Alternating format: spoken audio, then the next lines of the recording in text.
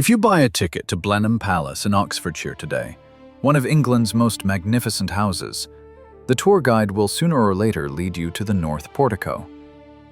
You will be told to look up.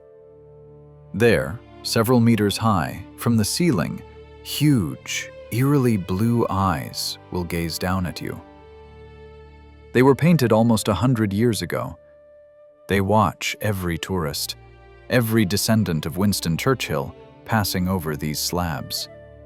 The guides will politely explain that these are the eyes of the second wife of the 9th Duke of Marlborough, Gladys Deacon. They will say that she was the most beautiful woman of her time. They will mention that Marcel Proust wrote about her with bated breath, and the sculptor Rodin dreamed of sculpting her profile.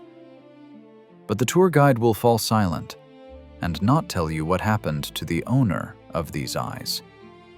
He will not tell you how this story of dazzling beauty ended. Because the finale of this fairy tale smells not of French perfumes and old paper, but of ammonia, spoiled food, and dog excrement. Let's fast forward to 1962. Remote English countryside, the village of Chacombe. Police and orderlies in heavy boots are breaking down the door of a farmhouse that locals avoid. Inside, there is an unbearable stench. The windows are boarded up. There is no electricity. The rooms are buried under mountains of trash as tall as a person. Old newspapers, empty tin cans, rotten rags. Amid this chaos, barricading the entrance with herself, stands a hunched old woman of 81. She growls at the intruders like a wild animal. Her gray hair is matted into a tangle, and she is wearing several layers of dirty clothes. The orderlies grab her by the arms. She resists with superhuman strength. This is a forced hospitalization in St. Andrew's Psychiatric Hospital. The doctors diagnose senile dementia and profound paranoia. But the most terrifying thing about this woman is her face. It is gone. Instead of the features that once drove European kings mad, a grotesque mask is frozen on her face. The chin is deformed and hangs in heavy, lumpy folds. The bridge of the nose has spread. The skin resembles wax that has been held too long near the fire. When the orderlies begin to clear the piles of trash in her house for disinfection, they will find strange things. Under a pile of rotting newspapers, they will discover a diamond tiara wrapped in oily paper from under fish. In a cookie tin, there will be pearls worthy of a queen. And in an old suitcase, letters from the most influential men of the 20th century, begging her for a meeting. The woman who was just taken to the madhouse was named Gladys Marie Deacon. The irony of fate is that she destroyed herself not with drugs or alcohol. It killed her, that which millions of social media users strive for today. It killed her the manic desire to improve her appearance. Gladys Deacon became the first victim of modern cosmetology long before the invention of Botox and fillers. In the early 20th century, when medicine still bordered on shamanism, she decided to correct nature.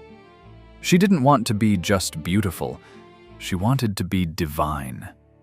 She demanded a perfect Greek profile, a straight line from the forehead to the tip of the nose, without a single indentation. And she found a doctor who agreed to inject hot paraffin under her skin. Paraffin. Ordinary paraffin. She didn't know that this material had a tendency to migrate. Over time, under the influence of gravity and body heat, the paraffin began to drip downward, accumulating in the chin and forming monstrous tumors that doctors call paraffinomas. Her legendary beauty, her main asset into which she invested her entire life, literally melted away. This story has everything we love. Mad money, the greatest palaces in the world, stolen husbands, and retribution that came with biblical cruelty. We will see how a murderer's daughter became a duchess. We will calculate how much each of her steps to the altar cost. We will peek into the account books of Blenheim Palace and see how the world's most desired woman turned into a recluse who banned mirrors in her house. Forget romantic fairy tales about aristocratic love. Before you is a medical history. A history of narcissism elevated to the absolute. A story about what happens when a person tries to buy eternal youth from God, but pays with their sanity. Gladys Deacon wanted to be looked at forever, and she achieved it. Her eyes still gaze from the palace ceiling, while her body rotted in an unmarked grave. To understand why a woman would decide to inject hot wax into her face, we must go back 30 years. We must find ourselves not in the operating room, but in the corridor of the luxurious, splendid hotel in French Cannes. The date is February 18, 1892. Exactly on this day, the childhood of 11-year-old Gladys Deacon ended, and her war with reality began. Her father, Edward Parker Deacon, was a wealthy Boston banker. But this was not the type of wealth we saw in the Rockefellers or Carnegies. These were the so-called old money, New England aristocracy. Edward was a man with an unstable psyche, explosive temperament, and pathological jealousy. And, unfortunately, he had reasons for this jealousy.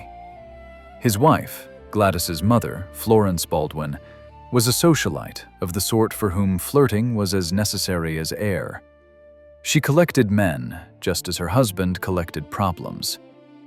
That evening, Edward Deacon returned to the hotel unexpectedly.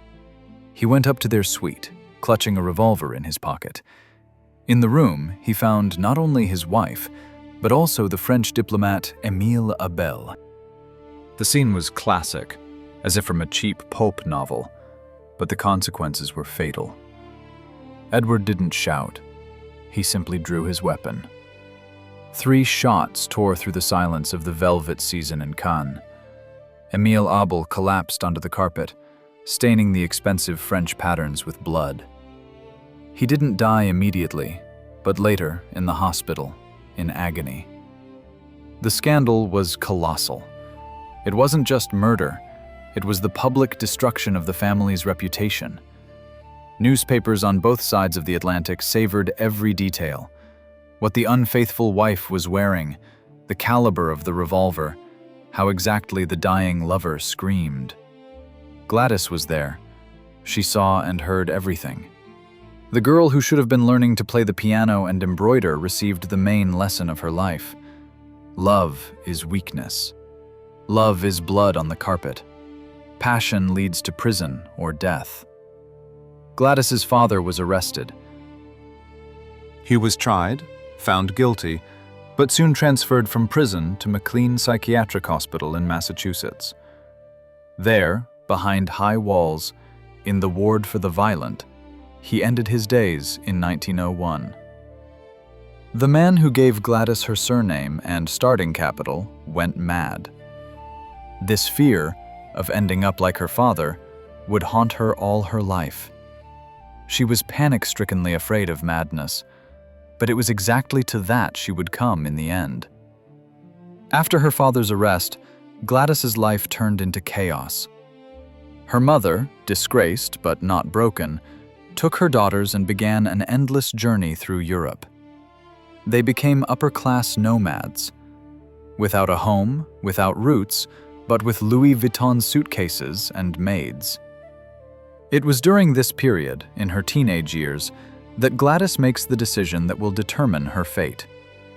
She decides to become invulnerable. She understands that the only currency that matters for a woman in this cruel world is not virtue, not modesty, but exclusivity. She begins to build herself as a project, as a skyscraper. While other girls studied to make a successful marriage, Gladys studied to dominate. By the age of 16, she spoke 7 languages fluently. She could discuss philosophy with Sorbonne professors and art with museum directors. She read voraciously, devouring books by the hundreds. But this was not a pursuit of enlightenment. It was an arms race. She honed her intellect like a blade. But her main weapon became her appearance. Contemporaries described her beauty as terrifying. It was not the prettiness of a doll. It was the beauty of a predator. Huge blue-green eyes that seemed to see right through a person. Perfect white skin. She knew what impression she made and knew how to use it. Already at 14, she set a goal for herself, a specific, cynical, ambitious goal. She read in the newspapers about the wedding of Consuelo Vanderbilt and the Duke of Marlborough. It was the most sensational wedding of the century. American money bought a British title. Gladys looked at the Duke's photograph, at his Blenheim palace, and said to herself, "I will take this. I will be the next Duchess of Marlborough." It sounded like the ravings of a madwoman. The Duke was married, he had heirs, and Gladys was the daughter of a murderer, a madman who died in an asylum. She didn't have the millions of the Vanderbilts. Her dowry was modest by high society standards. But she had a plan. She decided to become so beautiful and so interesting that the Duke simply wouldn't be able to resist. She began the hunt. She attended the same resorts, the same balls. She befriended Consuelo Vanderbilt herself, the wife of her target. Imagine this level of cynicism. She became the best friend of the woman whose place she planned to take. She entered their home, played with their children, charmed their guests. She behaved like a virus that penetrates the body and waits for the moment to take control. Gladys wasn't looking for love. She was looking for a throne. She saw Blenheim Palace not just as a home, but as a fortress where no one could touch her, where no one would remember that her father shot a man in a hotel. The title of Duchess was armor for her. By 20, she had become a phenomenon. They talked about her in Paris, London, and Rome. The poet Gabriele D'Annunzio fell to his knees before her. Marcel Proust wrote her letters admiring her intellect. But Gladys looked down on them. She didn't need poets. She needed a crown. She was ready for anything for this. And when nature, as it seemed to her, made a mistake in her face, a tiny indentation on the bridge of the nose, she decided to correct that too. Because the future queen must be flawless. Thus ends the stage of building the foundation. The girl from the splendid hotel room has grown up. She is smart, she is dangerous, and she is absolutely ruthless. Ahead lies the beginning of the big game, where the stake will not be just a man's heart, but one of England's greatest names. The beginning of the 20th century. Europe is experiencing its last, brightest, and most decadent carnival before choking on the blood of the First World War. This is the era that the French will call Belle Époque, and the British, Edwardian summer. A time when champagne flowed like a river and diamonds were measured not in carats, but in kilograms. In this sparkling carousel, Gladys Deacon took a seat in the front row. She was not just a participant in high society, she was its main trophy. Imagine a woman who rejects the heir to the German throne. Wilhelm, Crown Prince of Prussia, the future Kaiser, was so enchanted by her that he gave her a ring, which she accepted, but did not marry him.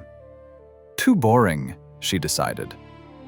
The Duke of Norfolk, the first peer of England, a man whose fortune could buy a small country, courted her.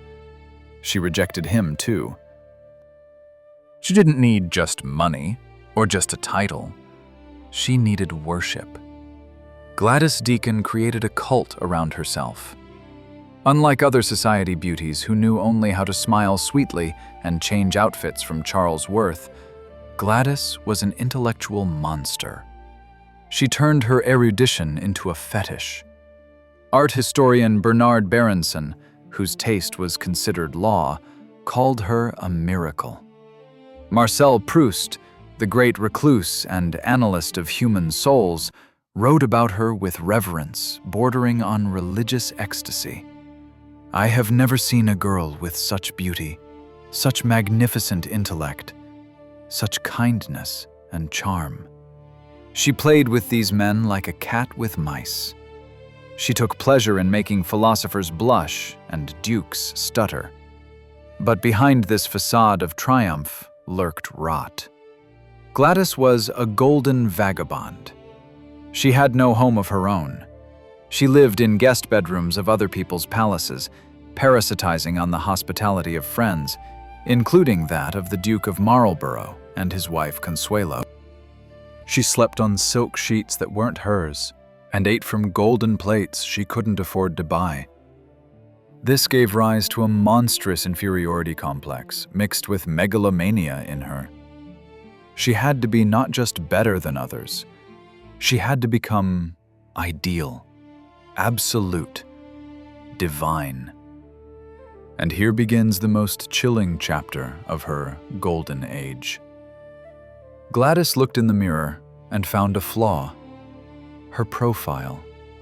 It seemed to her that a tiny, natural indentation between the forehead and nose made her ordinary. She dreamed of a Greek profile, a perfectly straight line found only on ancient statues. Such anatomy is not inherent to living people, but Gladys didn't want to be a living person. She wanted to be the statue Galatea brought to life. In 1903, at the age of 22, she finds a doctor willing to fulfill her mad whim.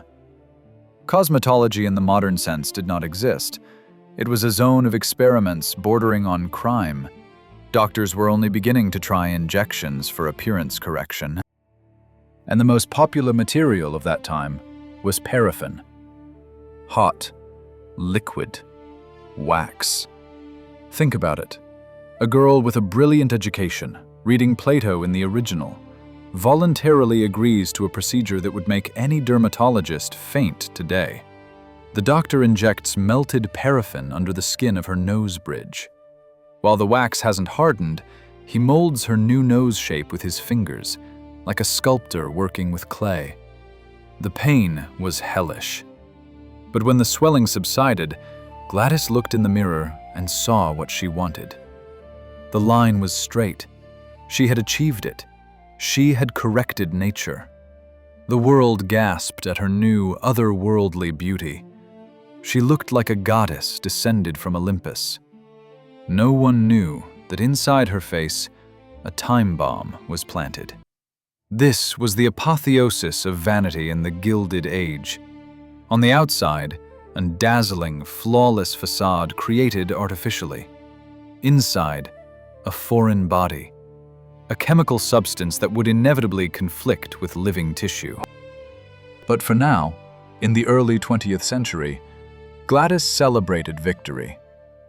She continued her siege of Blenheim Palace.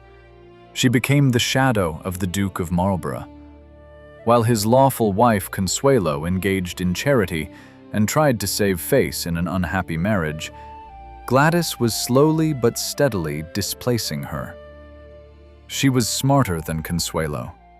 She was brighter, and now, with her Greek profile, she felt invincible. Society whispered. Everyone saw this strange triangle: the unhappy wife, the cold duke, and the dazzling predator living under their roof. Gladys was not embarrassed. At balls, she appeared in outfits that violated all rules of decency, but were so luxurious that no one dared reproach her. She wore tiaras as if born in them. But the gold of the era was already beginning to fade. Doctors warned that paraffin could be dangerous, but who listens to doctors when eternal youth is at stake? Gladys was convinced that the laws of physics and biology did not apply to her. She believed she had struck a deal with eternity. No one at that moment could have foreseen the price of this deal. No one knew that this perfect wax nose would become her curse. that the substance meant to make her the most beautiful woman in the world would, in a few years, begin to melt, drip, and turn her face into a mask from a horror movie. But for now, the music plays, the champagne is ice cold, and the laughter rings out. Gladys Deacon stands on the terrace, her profile flawless in the moonlight, and she believes the whole world lies at her feet. She doesn't yet know that she has already lost. She is the living embodiment of her era, a beautiful wrapper concealing a catastrophe beneath. And when this catastrophe strikes, it will be as loud and destructive as the fall of the great dynasties whose money and attention she so greedily fed upon. In the high society of the Edwardian era, there were no machine guns or trenches, but the war there was no less brutal than on the battlefields. Only instead of shrapnel, rumors were wielded here, and instead of snipers on rooftops, grandes dames sat in drawing rooms, ready to destroy anyone's reputation with a single raised eyebrow. And in this war, Gladys Deacon was a suicide saboteur. According to the unwritten rules of old money, Gladys had no right even to stand in the hallway of high society. She bore a stigma, a black mark. She was not just an American, which was already deemed vulgar. She was that girl from Cannes, daughter of a murderer, daughter of a madman. In a world where lineage was valued more than gold, her family tree was poisoned by gunpowder and madness. Any other woman with such a background would have quietly married a provincial lawyer and been grateful to fate. But Gladys declared war on the hierarchy. Her strategy was brilliant and cynical. If you can't be respectable, become scandalous. If they don't accept you as an equal, make them fear you like a predator. She turned her dubious reputation into an exotic brand.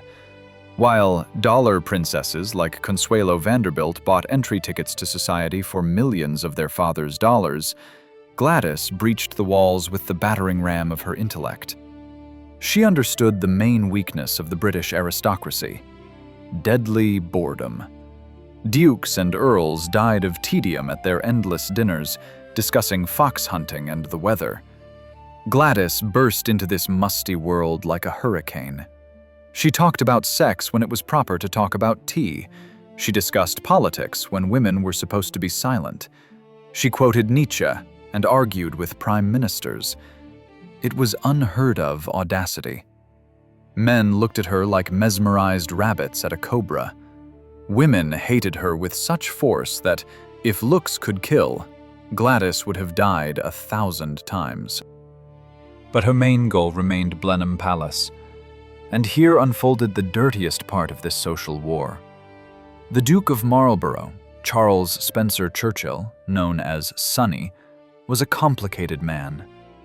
Arrogant, cold, obsessed with the greatness of his lineage, he was unhappy in his marriage to Consuelo.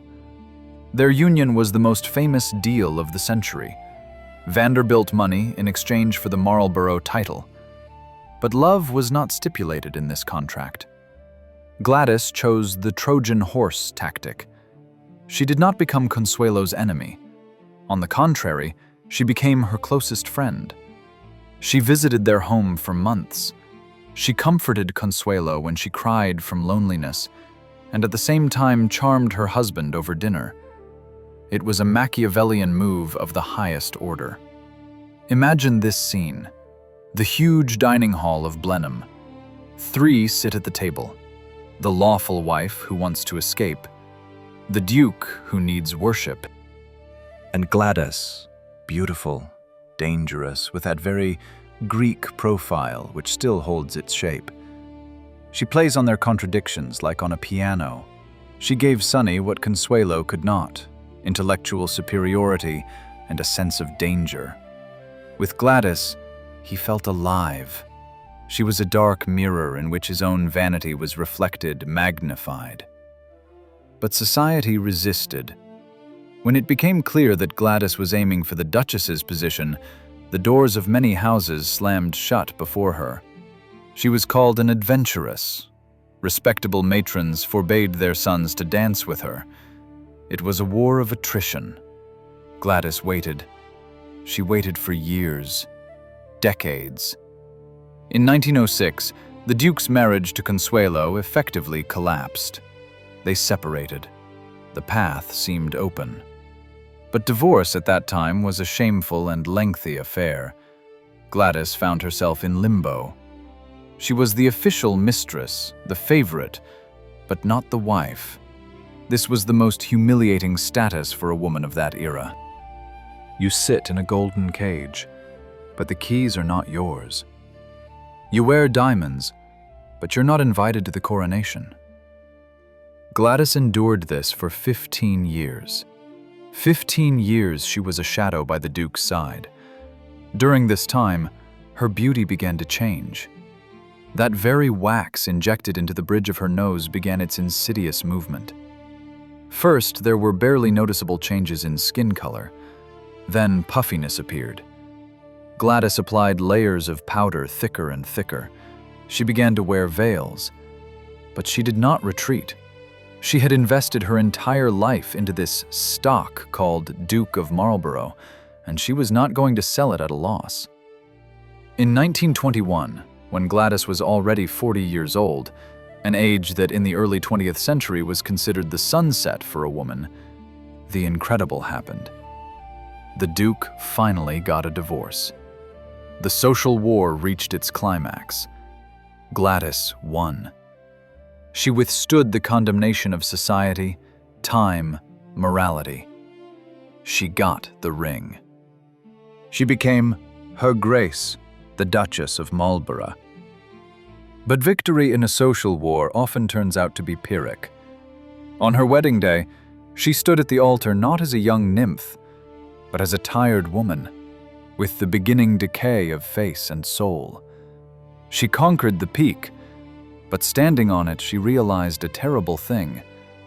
The air here is thin and icy. And the man for whom she spent 20 years of her life turned out not to be a handsome prince, but a despotic neurotic who loved his palace more than any living being. She entered Blenheim as the mistress. She defeated all the countesses and baronesses who whispered behind her back. But she did not yet know that this palace would become not her trophy, but her mausoleum. The war for status ended. The war for survival in a golden cage began. To understand the full scale of the tragedy that would unfold behind the closed doors of Blenheim Palace, one must realize the economic model of marriages of that time. It was a market. Cynical, harsh, stock market, where instead of stocks they traded living people, and dividends were coats of arms and invitations to royal receptions. At the end of the 19th and beginning of the 20th centuries, the British aristocracy found itself on the brink of bankruptcy. Their estates, these huge stone leviathans, required astronomical sums for maintenance. Roofs leaked, foundations rotted, and rent from farmers fell. Salvation came from across the ocean. American nouveau riche, kings of railroads and steel, had mountains of cash, but lacked the main thing: history. They needed class. The British needed money. Thus was born the industry of dollar princesses. The Duke of Marlborough, Sonny, had already pulled off such a deal once. In 1895, he married Consuelo Vanderbilt. It was a shotgun wedding. Consuelo's mother literally forced her daughter to marry by threatening a heart attack. The Duke received $2.5 million, which, converted at 2025 rates, amounts to about $85 million. With this money, he repaired the palace roof, installed electricity, and renovated the gardens. Consuelo was not a wife. She was a living ATM that also bore an heir. Gladys Deacon knew these rules, but her deal in 1921 was different. It was unique. Gladys was not an heiress to the Vanderbilt Empire. Her fortune was respectable, providing a comfortable life, but it could not cover the duchy's debts. She could not buy the Duke's love with a check. Therefore, she offered a different currency. She offered him worship. June 25, 1921, Paris, British Consulate. No grand cathedrals, no crowds of guests weeping with emotion. Divorced people were not allowed to marry in church with pomp. It was a dry, businesslike procedure. Gladys Deacon, who had turned 40, and Charles Spencer Churchill, the 9th Duke of Marlborough, who was 49, put their signatures in the registry book. The contract was concluded. For Gladys, this was a moment of absolute triumph. She received the title for which she sacrificed her youth. Now she was to be addressed as Your Grace. All those who had closed doors to her were now obliged to curtsy. She bought herself a place in history. But what did the Duke buy? Sonny was a deeply traumatized and incredibly difficult man. He was a misanthrope, obsessed with his own greatness and the greatness of his house. He needed not just a wife, he needed a curator for his museum. He needed a woman who would love Blenheim as fanatically as he himself did. Consuelo hated this cold palace. Gladys, however, idolized it. She sold the Duke the illusion that she was the ideal mistress for his stone idol. She convinced him that her intellect and taste would make Blenheim the center of Europe's intellectual life. But in this deal, there was a hidden defect that became apparent almost immediately: vanity. In a marriage of convenience, there is always a dominant partner. In the marriage with Consuelo, the Duke dominated because the money was already in his account and the wife was meek. In the marriage with Gladys, two colossal egos collided. Two narcissists locked themselves in one cage. The Duke believed he had acquired a beautiful decoration for his drawing room, a smart conversationalist who would entertain him at dinner and be silent when he was tired. He thought Gladys would be grateful to him for the status. He was wrong. Gladys was not going to be a decoration. She was going to be the director. Immediately after the wedding, she began to behave not like a wife, but like a conqueror. She criticized the palace routines. She interfered in management. But the worst thing, she demanded attention. Gladys was used to being the sun around which planets revolve, but in Blenheim, there was only one sun, the Duke himself. The first cracks in this deal of the century appeared already during the honeymoon. It turned out that their intellectual conversations, which so captivated the Duke when Gladys was his mistress, now irritated him. Her habit of arguing, which had previously seemed piquant, was now perceived as a breach of subordination.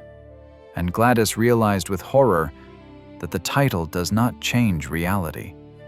She became a duchess, but her husband was a boring, despotic, and cold man who in the evenings preferred to reread the palace inventory lists rather than talk about poetry. She sold her freedom for a crown of fake gold. Moreover, her currency, her beauty, was rapidly depreciating. The paraffin in her face continued its destructive work. Shortly after the wedding, the Duke began to notice strange lumps on his wife's face. The wax mask was beginning to melt. The goods he had acquired turned out to be defective. This was a classic conflict of expectations. He wanted an obedient statue. She wanted power.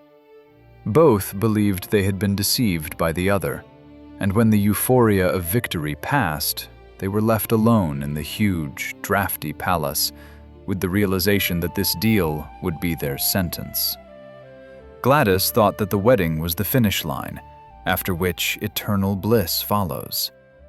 In fact, It was the starting shot to years of hell, mutual humiliations, and a cold war that would unfold in the corridors of one of England's most beautiful buildings. She got the title, but lost the right to happiness. And the price of this loss would grow every day, like interest on a predatory loan. Blenheim Palace is not a home. It is a stone monster disguised as an architectural masterpiece. It is the only non-royal and non-episcopal country house in England that bears the title palace. It was built at the beginning of the 18th century by architect John Vanbrugh, and he built it not so that people could live comfortably there. He was building a decoration for a military triumph. When Gladys Deacon moved in here, she found herself inside a building that occupies almost 3 hectares of land. There are 187 rooms, but in none of them could one feel warmth. Let's walk through these corridors. Imagine the scale. To simply go from the Duchess's bedroom to the dining room, one had to undertake a small journey. Ceilings 10 meters high absorbed any sound. The human voice here turned into a pitiful squeak. Walls were hung with tapestries depicting the bloody battles of the Duke's ancestor, John Churchill. You wake up and see war.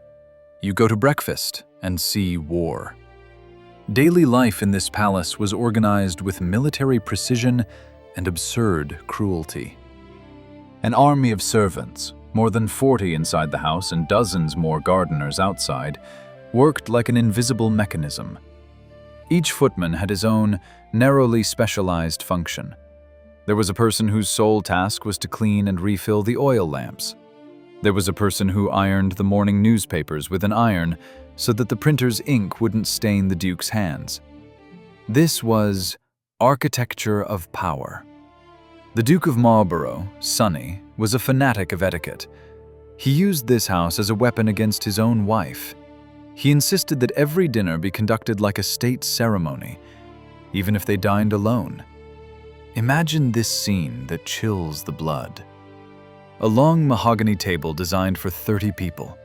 Candles in massive silver candelabras. At one end of the table sits the Duke.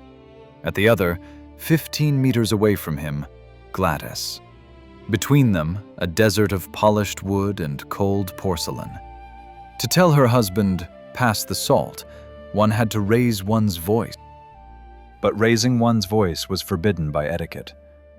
Therefore, they sat in deathly silence. Food often arrived at the table cold.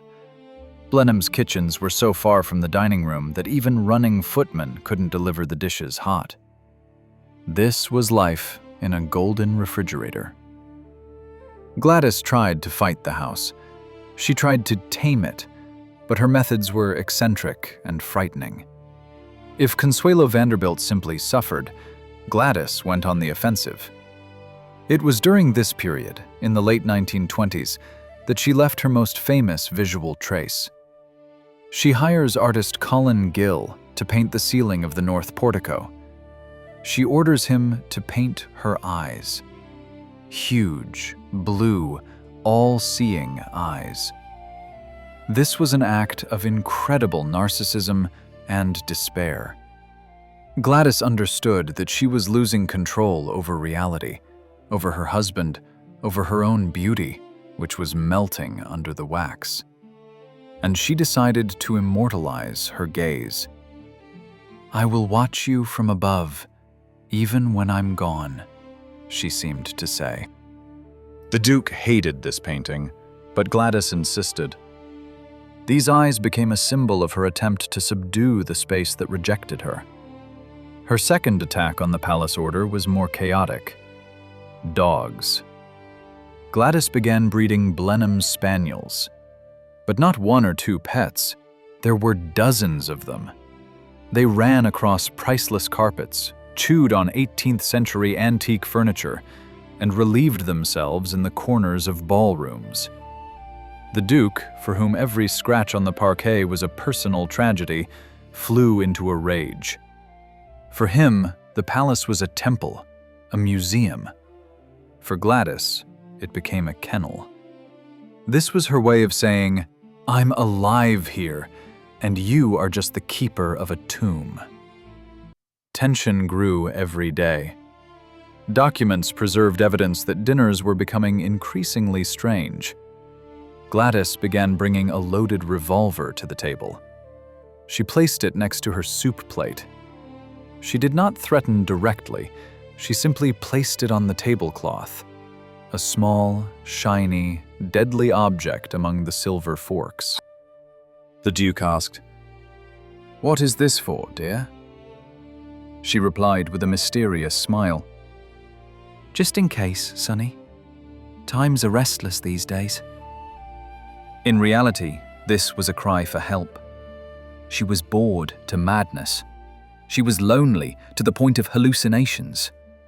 Isolation in Blenheim was destroying her psyche faster than the paraffin was destroying her face.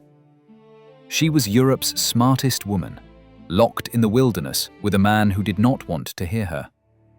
Luxury no longer pleased. Carrara marble seemed like a tombstone.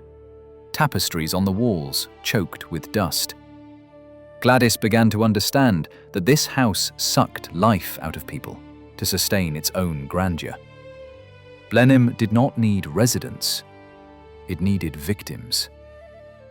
By the end of the 1920s, the palace was finally divided into two warring camps. The Duke barricaded himself in his wing, surrounded by servant spies. Gladys took up defense in her apartments, surrounded by dogs and books. The great love, for which fates were broken, turned into a siege. It was here, in these cold rooms, that Gladys began to lose touch with the world. She stopped looking in mirrors because the reflection frightened her.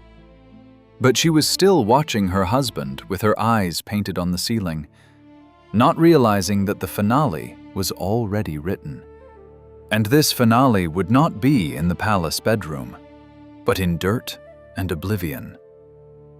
By the beginning of the 1930s, Blenheim Palace had turned into a set for a Gothic horror film. From the outside, it was still the same majestic monument to British glory, which tourists and politicians strived to visit. But inside, behind the heavy oak doors, the air was poisoned with hatred, fear, and the smell of decay. What the doctors had warned about 30 years earlier began to come true with nightmarish precision. The subcutaneous paraffin, which once gave her the perfect Greek profile, entering into an irreversible reaction with the tissues. Gravity proved to be a merciless sculptor. The wax flowed downward. It began to accumulate in the lower part of the face, forming heavy, lumpy thickenings on the chin.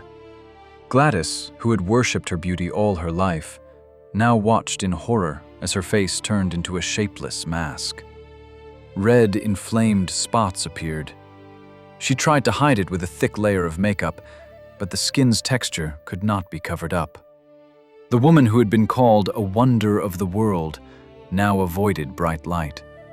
She ordered the curtains in her apartments to be drawn. Semi-darkness became her only ally. But the rot touched not only the flesh. It was corroding her mind. Having lost control over her face, Gladys tried to compensate by exerting total control over the space around her. Her behavior became not just eccentric, but frightening. Blenheim Palace, this temple of order, she turned into chaos. The main agents of this chaos were her dogs. She bred a whole pack of Blenheim Spaniels. These were not well-trained pets, but a wild horde to which everything was permitted.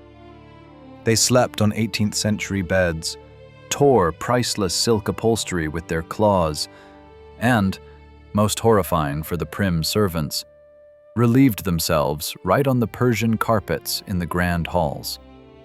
The smell of dog urine mixed with the scent of Gladys's expensive perfumes, creating a nauseating atmosphere of decay. The Duke of Marlborough, a man for whom order was a religion, was on the verge of a nervous breakdown. He watched as the woman he had brought into the house as a decoration methodically destroyed his legacy. He tried to fight back. He fired servants who indulged the Duchess's whims. He forbade her from entering certain wings of the palace, but this only spurred Gladys on. She began a guerrilla war. There is a known incident when, during a formal dinner attended by important political figures, Gladys began loudly discussing intimate details of their marital life. The Duke turned pale with rage. The guests buried their faces in their plates, wishing they could sink through the floor. Gladys reveled in this effect. If she could no longer be the most beautiful, she decided to become the most scandalous. Her jealousy grew into paranoia. It seemed to her that the Duke and the servants were conspiring against her. She began writing strange letters full of accusations. In her diaries from that time, the handwriting becomes jagged, thoughts jumbled. She accused her husband of stealing her youth, and in a sense, she was right. He took her best version, and now, when the goods had spoiled, he wanted to arrange a return. The Duke of Marlborough, in turn, found solace in religion and hatred. In 1927, he converted to Catholicism. Officially, this was needed to attempt annulling his first marriage to Consuelo, but in fact it became yet another wall between him and Gladys, who was an atheist and mocked his piety. The situation reached a boiling point when Gladys stopped letting anyone into her bedroom. She barricaded herself. She lived in filth, among scraps and dogs, in one of the most luxurious rooms in Europe. This was a protest. This was a cry of despair.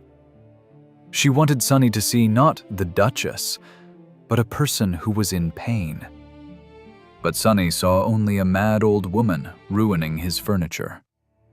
Servants whispered that the Duchess carried a revolver with her constantly, even when going to the bathroom. Fear of physical retribution hung in the air.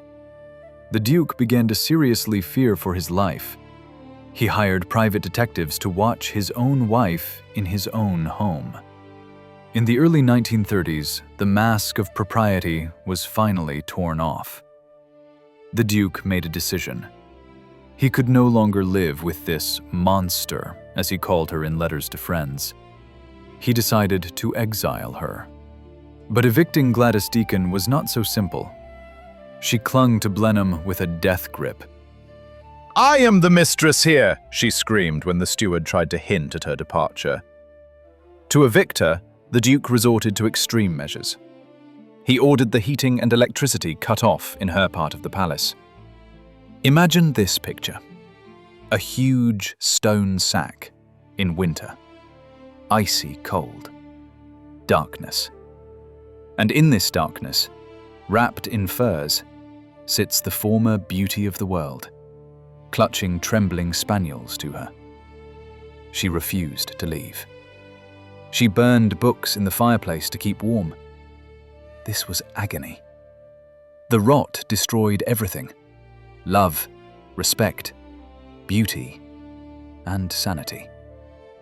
All that remained was the naked, animal hatred of two people locked in a golden cage. Gladys lost this war, not when the wax began to flow down her face. She lost it when she believed that the title would save her from loneliness. Now, sitting in the cold, dark palace, she understood. A title is just a word, and cold is physical reality. And this cold penetrated to the very essence of her bones, foreshadowing a swift and inevitable end. In any great tragedy, there comes a moment when fate stops whispering and starts shouting. For Gladys Deacon, this moment stretched over 2 agonizing years, ending with the clang of the closing gates of Blenheim Palace. 1933. The situation in the palace reached absurdity. One of the most powerful aristocrats of the British Empire, the 9th Duke of Marlborough, a man owning lands and titles, fled his own home. He simply couldn't take it anymore. He couldn't evict Gladys, who clung to Blenheim's walls like a tick, so he left himself. The Duke moved to a London hotel. Imagine the humiliation of this situation. The palace owner lives in a hotel room, while his mad wife wanders the empty halls of the ancestral nest, surrounded by a pack of unclean spaniels, heating canned food on a spirit lamp because the kitchen doesn't work. This was the complete collapse of the Victorian family model. But Gladys triumphed. It seemed to her that she had won the battle for territory. She remained alone in the castle. She wrote letters to friends full of bravado, not realizing that this was the victory of a captain on a sinking ship. On June 30th, 1934, the final gong sounded. The Duke of Marlborough died. He had cancer, but many contemporaries agreed that stress killed him. Years of scandals, hatred, and living with a woman who was slowly going mad exhausted his resources. He was 62 years old. Her husband's death for Gladys was not a tragedy of losing a loved one.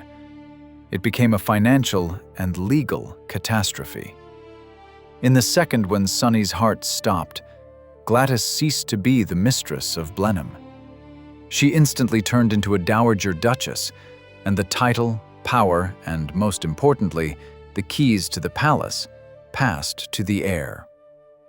The new 10th Duke of Marlborough became Sonny's son from his first marriage to Consuelo Vanderbilt, John Albert Edward William Spencer Churchill, whom the family called Bert. And here, karma struck. Bert hated Gladys. He hated her with fierce, cold hatred. He remembered how she destroyed his mother's marriage. He remembered how she humiliated his father. He saw what she had turned the great legacy of his ancestors into: a dirty kennel with a mad old woman at the head. Bert had not a drop of his father's sentimentality. He was not going to flee to a hotel. He was going to conduct a purge. Gladys hoped that her husband's will would protect her. She counted on generous maintenance and the right to reside. But when the lawyers opened the documents, she was in for a shock. The Duke left her exactly as much as the law required, and not a penny more. He had crossed her out of his life even before he died physically. The eviction began. It was not a polite move. It was a deportation. Imagine this scene. 1935. A gray, rainy English day. Trucks for transporting furniture pull up to Blenheim's grand entrance, where royal carriages once stopped. Servants, now obeying the new young Duke, carry out Gladys's things. She tried to resist. She screamed, threatened, clung to the door frames. But force was not on her side. The new Duke made it clear to her. If she did not leave voluntarily, she would be led out by policemen. This was the point of no return. Gladys Deacon, the woman who had laid 30 years of her life, her reputation, and her face on the altar of this palace, was thrown out onto the street like a servant caught stealing silver. She exited through the north portico. She looked up. From the ceiling, those same blue eyes gazed at her, which she had ordered painted several years ago. "I am still here," the painted eyes seemed to say. "You are no longer here," the echo of the empty corridors replied. She took with her everything she could, and it was a pitiful sight. Not only jewels and dresses, she was taking with her some unimaginable junk. Old newspapers, broken dolls, boxes of letters. Her madness, which within the palace walls looked like the eccentricity of an aristocrat, on the street turned into an obvious illness. The world she had hunted for so long turned away from her instantly. London's high society breathed a sigh of relief. No one sent her a telegram of sympathy. To them, she was That awful American who got what she deserved. The Cinderella story turned inside out. The carriage turned into a pumpkin, and the palace vanished, leaving the heroine on the roadside in rags. Gladys moved to a small house in the village, and then began her endless wanderings, changing one dwelling for another, each time more modest, more neglected. It was at this moment, in the mid-1930s, that the final break in her psyche occurred. She decided that the world was the enemy. She began to build her own fortress, no longer from marble and gold, but from trash and paranoia. She changed her name. She began calling herself Mrs. Spencer. She renounced the title that had brought her so much pain, although she continued to keep the crested paper. She began to disappear. The great beauty died on the day the gates of Blenheim closed behind her. Only the shell remained, a face disfigured by wax, a hunted gaze, and suitcases stuffed with memories of a life that turned out to be fake. Ahead of her lay another 40 years of life, 40 long, empty years. But this was no longer the life of a social lioness. This was the life of a ghost, wandering the earth, frightening children, and hiding from mirrors. The tragedy was complete. The curtain fell, but the actress remained on stage, forgetting that the play was over and the auditorium empty. After the expulsion from Blenheim Palace, time for Gladys Deacon seemed to coil into a tight, painful spiral. The era began that historians call the Great Leveling, which she perceived as a personal apocalypse. World War II destroyed the remnants of the world in which she had been queen. Taxes soared to the heavens. Great estates were demolished by bulldozers because aristocrats could no longer maintain them. The era of the Gilded Age finally passed into oblivion, replaced by an era of concrete, socialism, and practicality. But Gladys refused to accept the new reality. She bought a farm called Grange in the village of Chacombe, not far from Banbury. The name sounded pastoral, almost idyllic. It seemed the former duchess had decided to find peace in nature. But what was happening behind the high fence of Grange Farm had nothing to do with pastoral. It was the architecture of madness. Gladys turned the farm into a bunker. She surrounded the territory with barbed wire. Warning signs appeared on the gates. She was no longer Gladys Deacon, Proust's muse and the world's most beautiful woman. For the locals, she became Mad Mrs. Spencer, an urban legend, a bogeyman with which mothers scared disobedient children. It was here that the most terrifying phase of her fall unfolded. Diogenes syndrome, or pathological hoarding. Imagine the interior of this house. It was an anti-exhibition. If in Blenheim every vase stood in its place, here things lived their own wild life. Gladys dragged everything into the house.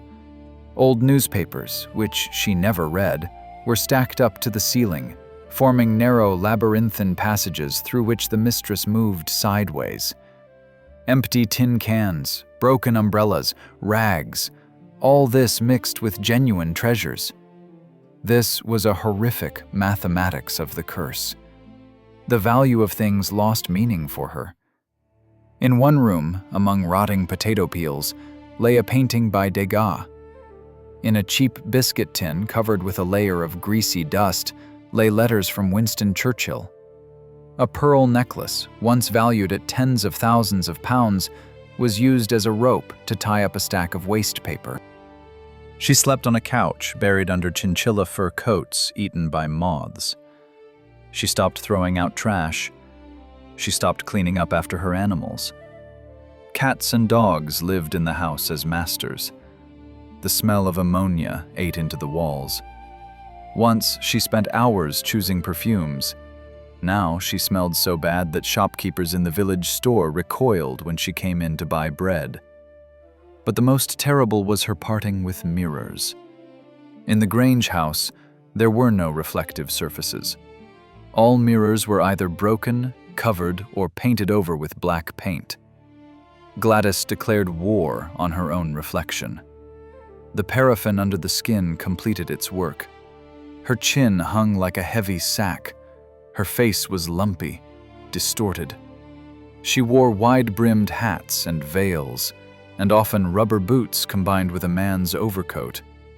She only left the house at night, like a ghost. She wandered the fields, talking to herself in 5 languages. Local residents who saw this figure in the fog crossed themselves. They did not know that this strange old woman in rubber boots once made the heart of the German crown prince beat faster. Her financial situation was a paradox. She was not poor in the literal sense. She had jewels worth millions of dollars. She had accounts. But her mental poverty was absolute. She lived worse than a homeless person, possessing a queen's capital. She economized on matches and candles, sitting in the dark, while in a chest under the bed lay diamonds capable of lighting up an entire city.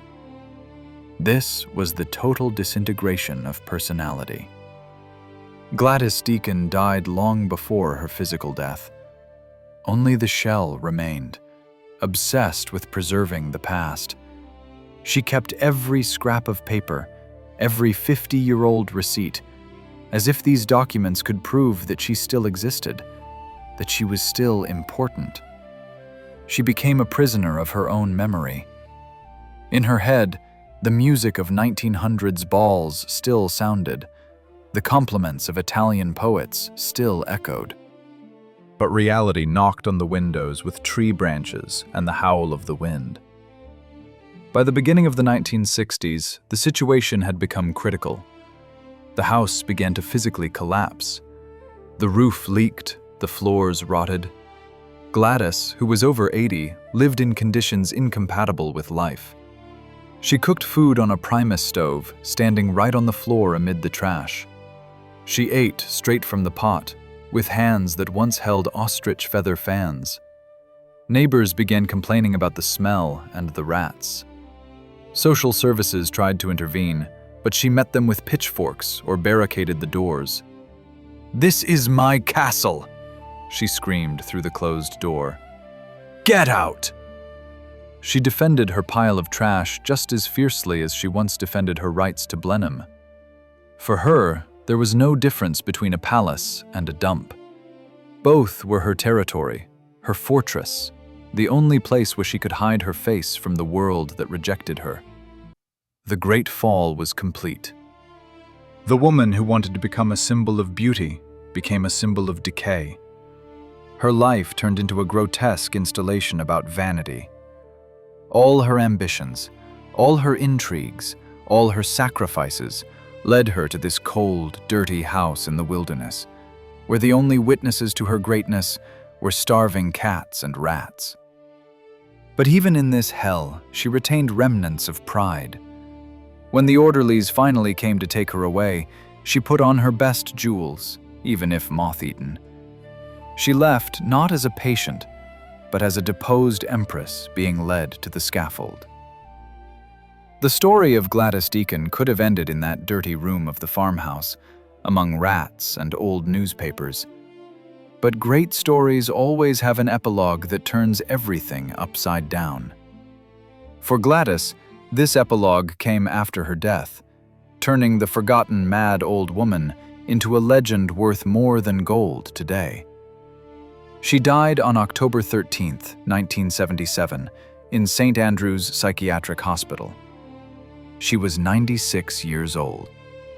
She outlived her husband, the Duke of Marlborough, by 43 years. She outlived her beauty, her mind, and her era. At her funeral in the village of Chacombe, there were only a few people. No state flags, no obituaries on the front page of the Times, just a mound of earth on a country graveyard. It seemed the world had finally erased her with an eraser. But a year later, in 1978, a sensation occurred in London. Christie's auction house announced sales titled "The Casket of Particularly Important Jewels." These were items found in the trash at Grange Farm. Experts clearing the piles in the house of the mad Mrs. Spencer could not believe their eyes. From shoeboxes wrapped in greasy newspapers from the 1930s, they extracted treasures considered lost. On that day, the world gasped.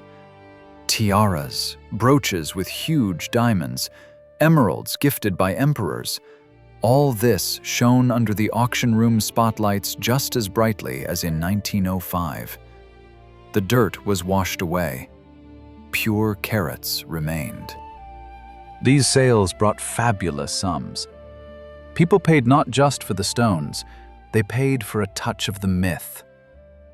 Gladys Deacon returned to high society posthumously, and her return was triumphant.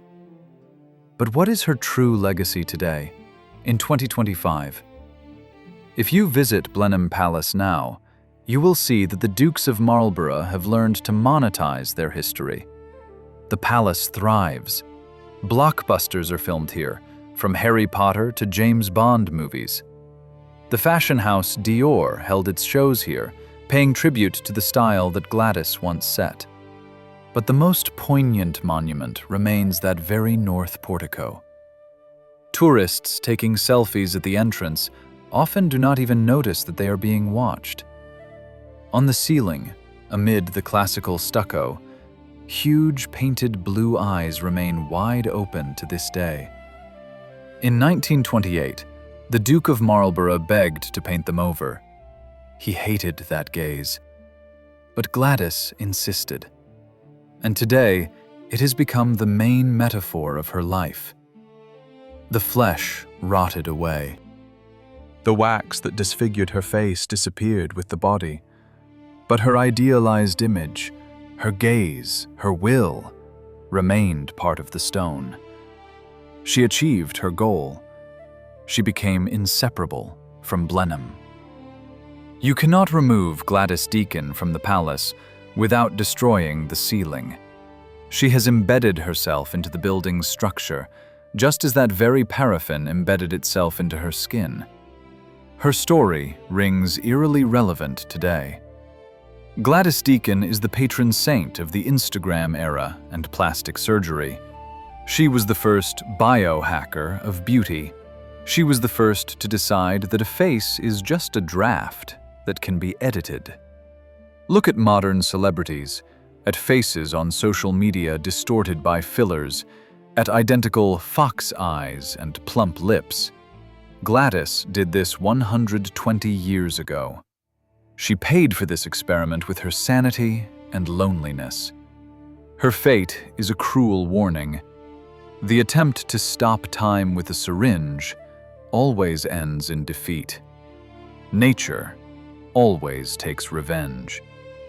In 2020, writer Hugo Vickers, the very man who found her in the asylum and brought her name back from oblivion, reissued her biography.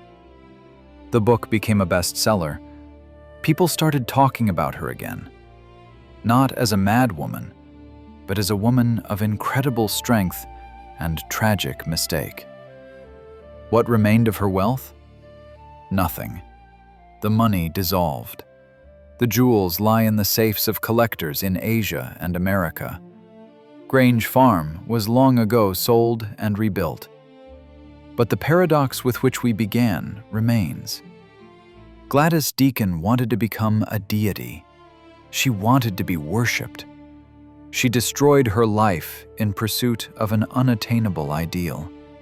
And, by the irony of fate, she got what she wanted, only in the most perverted way.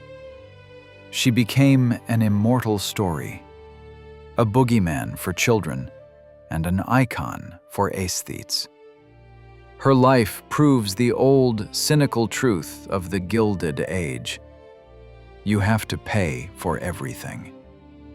If you want a title, you pay with freedom. If you want a palace, you pay with warmth. If you want eternal beauty, you pay with your face. The final scene of our film is neither a graveyard nor an auction. We return to Blenheim, night. The palace is closed to tourists. In the empty, echoing corridors, silence reigns, and only in the north portico, in the darkness, barely illuminated by the moon, two huge eyes glow. They have seen the rise of the British Empire and its fall. They have seen 2 world wars. They have seen dukes and fashions change. They have seen everything, except one thing, their own happiness. Gladys Deacon is still watching, and in this gaze there is no longer arrogance or pain, only the cold eternity of stone. She has finally become a statue, perfect, motionless, and absolutely, infinitely lonely.